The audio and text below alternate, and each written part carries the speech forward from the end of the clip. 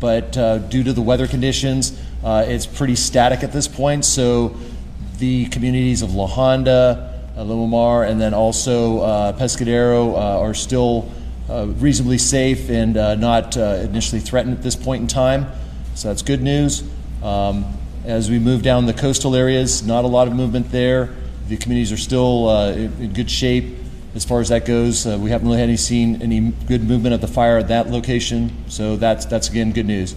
On the south end, as I stated this morning, we did complete our fire break or control line, a contingency line if you will, at the very southern part of the fire, just above the campus. You see Santa Cruz and the community of Santa Cruz. So that gives us a good barrier of protection for those areas. And today they started what we call a secondary contingency line, so basically a backup, if you will, of that control line right above that. So that line is constructed from Highway 1 over to Highway 9. So it gives us a really good buffer and a place to make a stand if the fire were to advance south.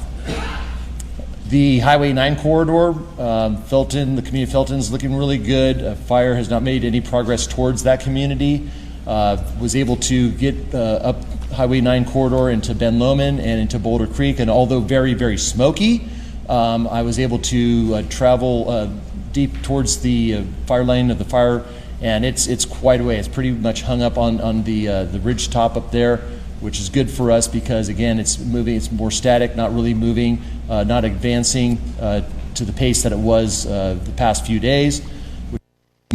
Personnel and crews in there to start putting in some line.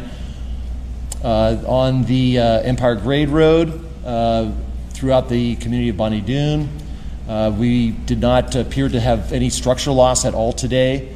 So the crews were able to get in, and wherever they could find any sort of fire that was creeping and so forth, they were able to jump on that and protect.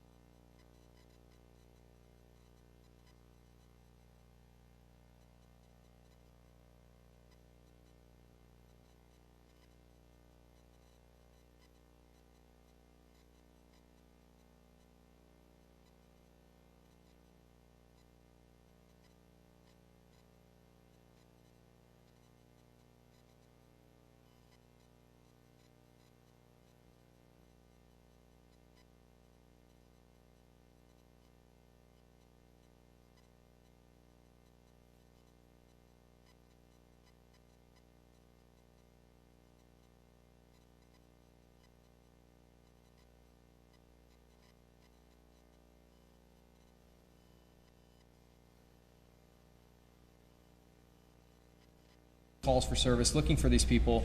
I mean, we're talking areas that have been that have actively burned, that have burned, and so looking, trees could fall, power lines could fall. And, you're talking about areas that have been burning for the last few days.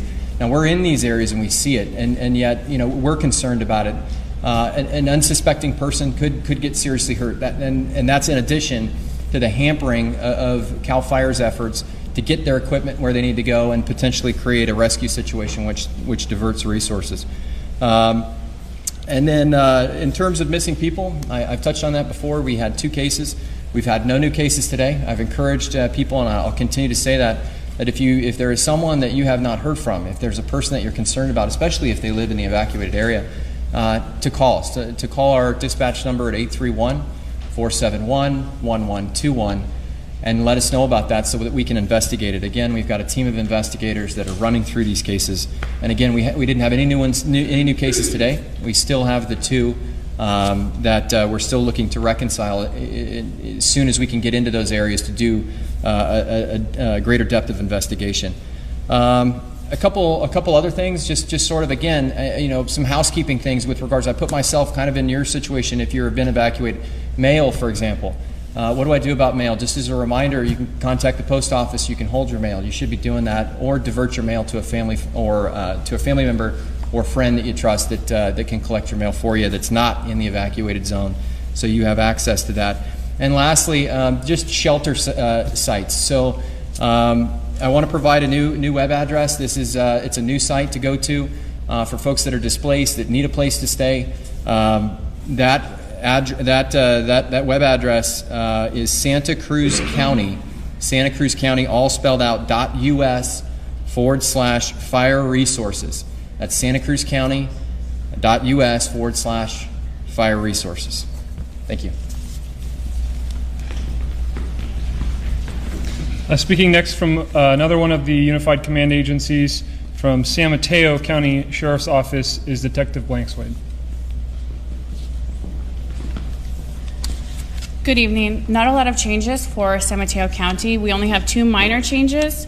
One is that the beaches in Half Moon Bay are closed. Again, we're asking everybody, please avoid these coastal towns for safety reasons of the residents and also first responders. We truly need to keep the coastal areas clear and the roadways open.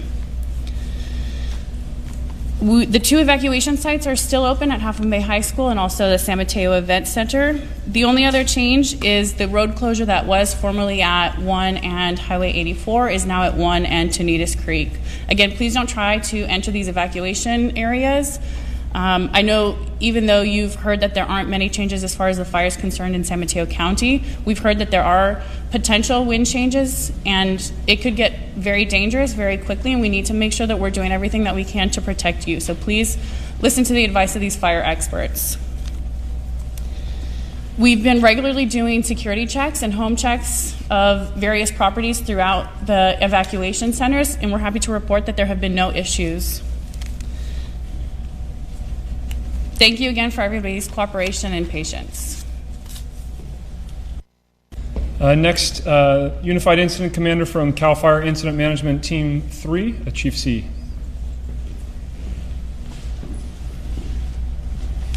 Good evening. Like you heard earlier, it was a good day for firefighting forces on the ground. The folks out there working extremely hard, developing perimeter control, going in behind the structures and trying to extinguish all the hot spots and create containment lines. Obviously this evening we don't show an increase in the containment, but tomorrow morning we're working diligently tonight, identifying those areas that we've got contained on this incident, and we'll be looking at increasing the containment percentage in the morning. Additionally, the growth in the fire size is due just to better mapping. We still have a lot of work to do out there identifying exactly where the fire is and exactly how big this is. So I still do expect to see increase in acreage over the next few days. Starting tomorrow morning at 05 a.m., the National Weather Service has put this entire area in the northern region of California into a red flag warning for a 48-hour period for potential thunderstorm activity and dry lightning. With that, there's a potential of increased winds in and over this fire area and the surrounding areas around us. Obviously, you're well aware that there's multiple fires throughout the state in the northern part of California, and this red flag warning is going to hamper all of our efforts on any of these incidents. So if we do get a thunderstorm in this area with dry lightning, there's a potential that we have new fires, and expect large fire growth out of that due to the wind factors and the fuel conditions out there. So our incident will be prepared to mobilize resources and initial attack any new incidents that start in our sphere of influence, and we'll be prepared to respond at a moment's notice once we're notified or become aware of any new ignition out there. Have a good evening.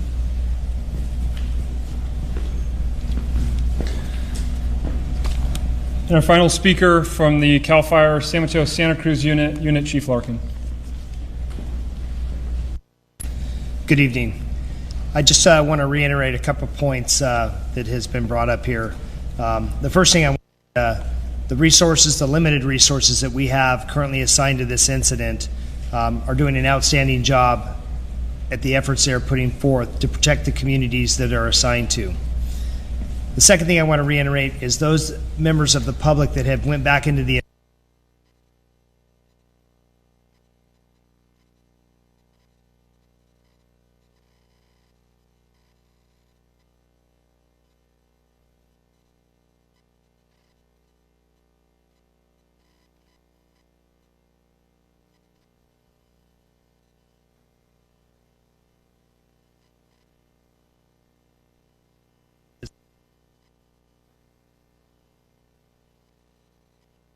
to respond to new incidents or expanding areas of the fire or trying to protect additional structures, and you're on the roadways, it's going to hamper our abilities. This is a volatile situation with the prediction anticipated winds of over 50 miles an hour that could be predicted. So please let us do our work, get out of the area for your safety and our safety. I want to reiterate something that Chief Deputy Clark said. The fuels out there have been burning for 7 days now in some areas. It's very dangerous out there. I, in fact, had an opportunity to get up into the fire area today, and driving up the road, I was about 5 minutes up the road. We turned around to come back, and just in that time frame, there was a large branch of a tree that had been burning in the top. So people that are running around out there in their cars or their motorcycles, it's a dangerous situation out there. So for your safety, please get out of that area and let us get in there and do what we need to do. Thank you.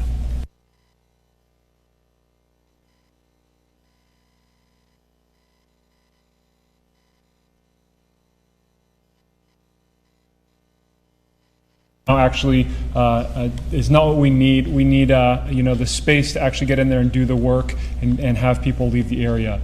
If people are adamant they want to do something for firefighters, a poster with some words of encouragement on it go much further than people may expect. So that's our suggestion. For donations, specifically for fire victims, please contact those nonprofit organizations such as the local donation centers in your community.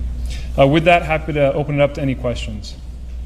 Can you address again the number of firefighters that are working? Do they have to work 48 hours in a row, or what are their shifts? And also, how many would you be requesting if you did have resources available? I mean, how many would you ask for a fire of this size? Currently on the incident, we have over 1,300 personnel assigned. None of those personnel now, we have them in a work rest cycle, so they're working 24 on, 24 off. That's a standard operating shift for our firefighting resources there. It's difficult to say how many resources we would order or how many personnel we would order for this incident. We go through a planning process each day, and we identify the needs of each division, each branch, each zone on this incident. Obviously, it would be a large number increase if they were available. But with the multiple incidents throughout the state of California right now, the multiple incident management teams, there's limited resources for all the available fires right now. We do have resources coming in from out of state. They are coming in. We have some out of state resources that have shown up on this incident, and we anticipate to see more over the next few days and the coming week. So just as a follow-up, is the National Guard coming to assist in any way? So the National Guard has been stood up through Cal OES. We We are working through the training process. It's a 7-day process to bring on National Guard hand crews. They're being mobilized right now in training, and they'll be available here in the next few days.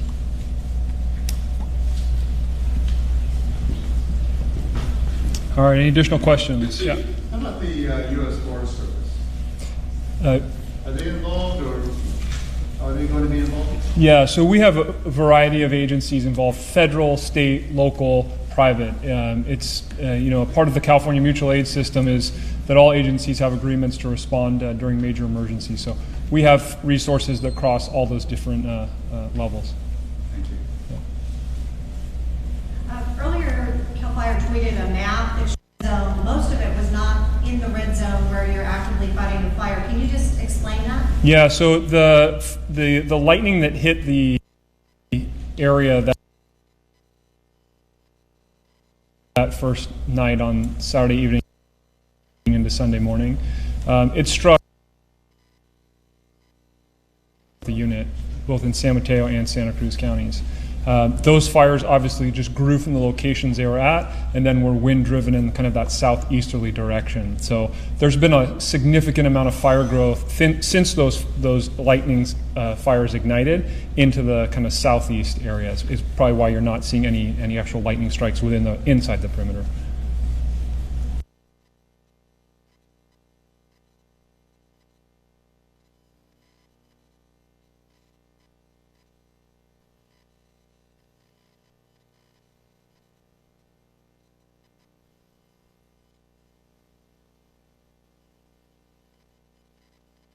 Related to what is the strategy for keeping the fire out of Boulder Creek and the San Lorenzo Valley, I think Chief Brunton would probably be the best to answer that.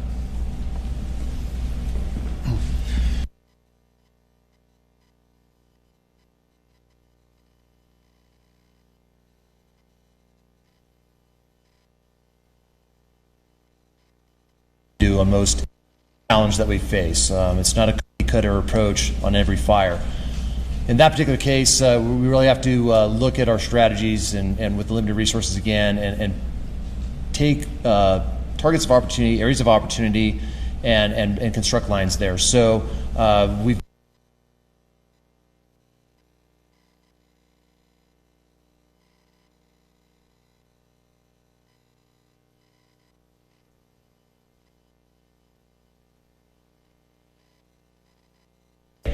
to protect, or at least to have the fire herded around, if you will, versus just stopping it dead in its tracks. We won't be able to do that, but certainly it gives us a fighting chance to at least move the fire, herd it around the community so that it'll surpass the community and thereby protect the community.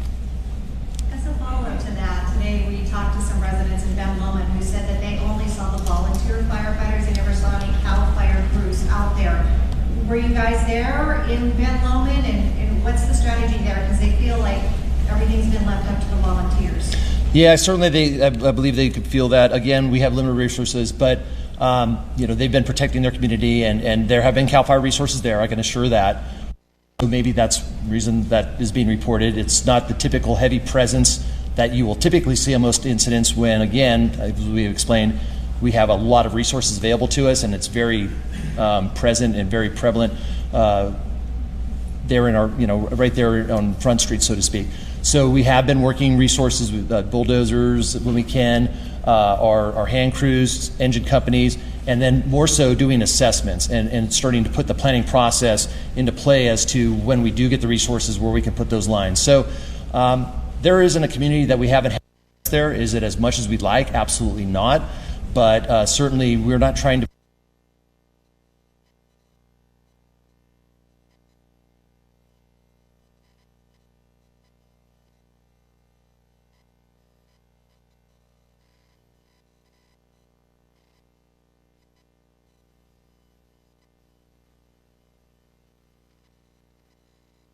expected to come there within the next 3 days, and that there is part of my earlier questions here. As far as what are the contingencies there? You speak about limited resources. I mean, what is realistic? What do people expect and prepare for? Well, probably where that story came from is the conditions that we had probably the past 72 hours ago and earlier in the week when we had very strong winds that aligned themselves with that San Lorenzo Valley, that we can predict what the fire does to a certain point and in those fuels and the intensity of the fire, that we were expecting it full well to come into the community. That's just what we were dealing with Mother Nature, so we had to kind of react to that. So that's probably why there was the stories that it was imminent, that the fire was going to, and that's why we evacuated as early as we did. We were expecting that. We have plans in place to take what limited resource we have and to put them into play. Again, the tactic would have been point protection, which fire hits towards the structures, then we would use their resources to go knock down or herd the fire around that and continue that process, a bump and run, if you will, tactic. So that was our plan, what we have. That plan continues, but the past couple days have allowed us to put in some control lines that will make that more effective and efficient if that were to occur. Also, we are also making plans in the fact that with the changes in the weather, that wind is going to shift from what we've been seeing over this past week. So actually, the wind pattern will actually push it a little bit more away from the community than down into it. So as bad as that weather prediction is overall, for certain parts of this fire, it actually is going to help us move it away from those certain communities. And Boulder Creek is one of those communities that protects. So we always, when we put our planning process into play, it's not just for the immediate few hours or 24 hours.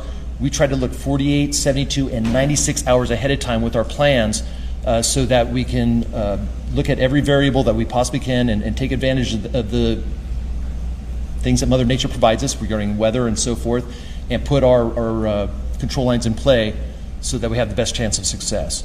So that we try not to react, but we can be proactive in the firefighting. Just to follow up to the National Guard, when they come, what role would they play? Is that a first? Has the National Guard helped you guys out before? No, we've actually utilized the National Guard for many years. We have an excellent relationship, and that their capabilities have increased dramatically over the years because we've had to use them so often. I mean, yes, this has been a very busy fire season, but the past 5-8 years or so have been very active fire seasons. We've had drawdowns of resources, not as quite as probably as bad as this, but we had drawdowns. So they're an excellent resource that we tap into. Our director of our agency, their general in charge of the National Guard, work tirelessly throughout the year in these planning processes so that when we need to tap them, it's not, again, a reactive thing, but proactive, so that they can stand up their troops. We have a training process that's well established, a curriculum well established, so that we can bring them in and in a 7-day process turn around and take even raw troops or troops that have never done this before and make them an effective firefighting force. Typically what we utilize them for in this kind of situation is as a hand crew. So much like our crews that you see out there on the fire line, whether it be our CDCR inmate crews or our firefighter hand crews, same thing. And we utilize them for a variety of tasks in fire suppression and making these lines to protect, for instance, around the communities would be an excellent way that we will use them when we do receive them. Because you're expecting lightning and there were so many lightning fires last week, are you increasing crews that are watching for that specifically? And is there any technology that you can use to spot those lightning fires more quickly? Absolutely. We are very vigilant. Again, we worked with our partners through the National Weather Service, and they are very vigilant. We have a full process that they are always constantly watching this and give us the best information they can as soon as they can. So we really try to get ahead of this so that it gives us the opportunity to ramp up and take care of the issue well beforehand, not be reactionary.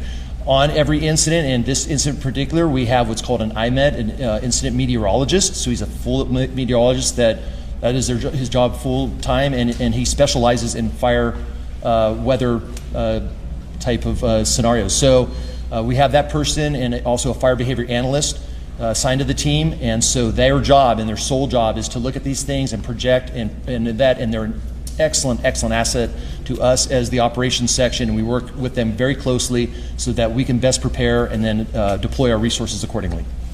Do you have an early damage estimate for the structures that were destroyed? So the question was related to the early estimate for damage and destroyed structures. We can confirm that there are 115 structures that have been destroyed. Again, we have multiple teams out there, our damage inspection teams that go out and methodically catalog all of the kind of associated characteristics of that property that was destroyed. We expect that number to go up. There's areas that they just simply can't get into right now because power lines are down, trees are down, fire is still active in that area. But they go out on shift every day, and that number will go up. So Sonoma County said that their preliminary, like, they had a dollar amount, that's what I was wondering. Dollar amount that would be at a county level through an assessor's office at the county level. We give the information to the county that we collect for their record keeping and release. Can you say anything about whether you've done assessments in the entire unit, or is that coming from specific areas? Yeah, so no, this is in a few specific areas. It's by no means complete for the whole fire.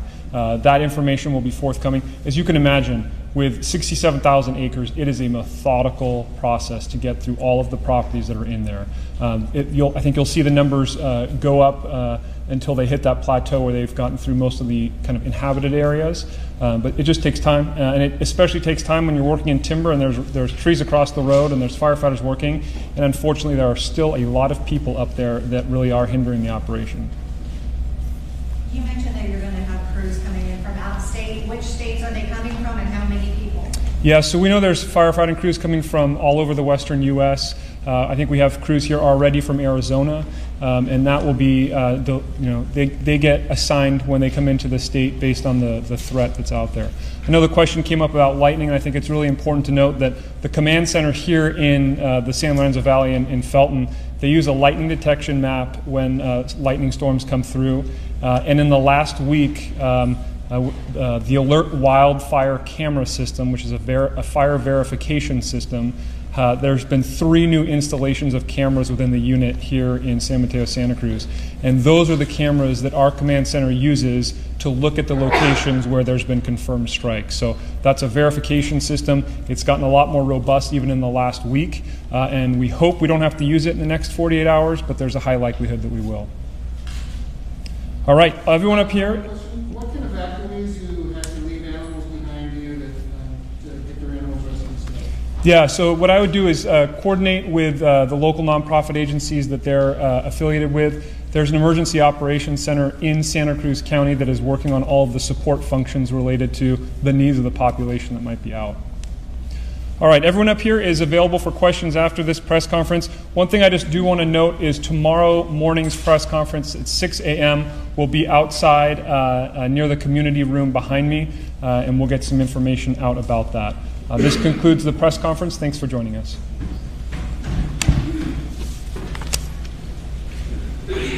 Question. So you said the wind's been active the same pretty much throughout this thing. What's likely to change? So, has it been like